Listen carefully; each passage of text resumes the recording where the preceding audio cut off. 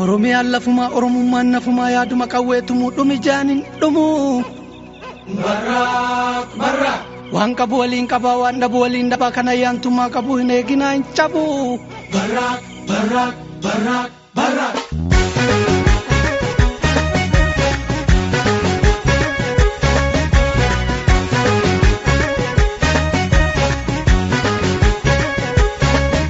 Gaafa guulaa nu gulchisa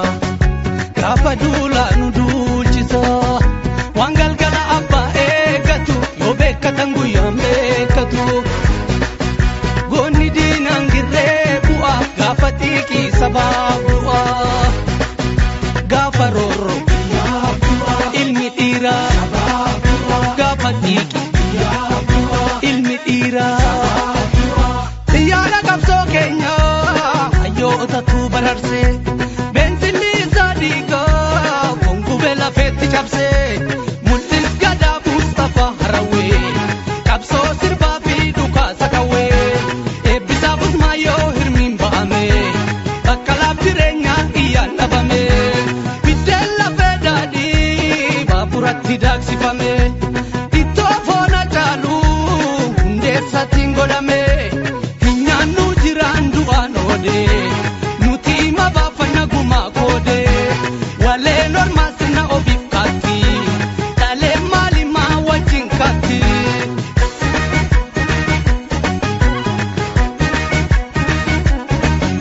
bu'aa qeerroof qarree ce'umsaan wal garree maffacaatii ammaa waan jettuuree lammaa shanee fi abaa'oo OLF fi kafaa'oo hin barreenaa bartuu Oromoodha martuu teephamaa mollite suphuuf yaaluu cite qeeduudhaa galmaa godhuuf qeeraa qalmaa shaggarii fi dirree dhabuu waan hin jirre ifannee qulqulchuu alagaan hin bulchuu biyya kan keenya Oromiyaadha biyya kan keenya Oromiyaadha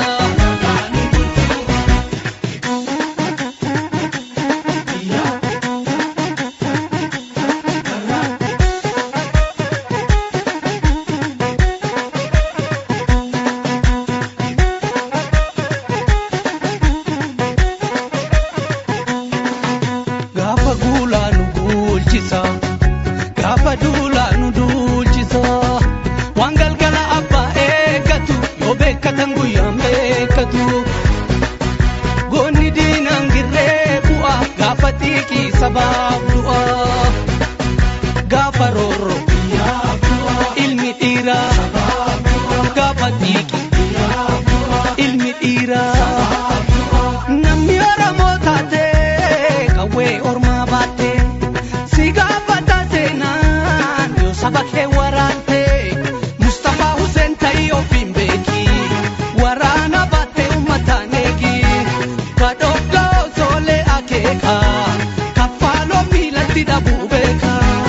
abbaan gadaa beenuu bishaan mataa yaa'a dhaabata waliin laalaa sabaan turreekaa diddan Oromoo manni lama beeka manneeniidhaaf mana kiraa deegaa kun dagala kun biyya ormaa keessa walitti qaba harka'ee wal keessa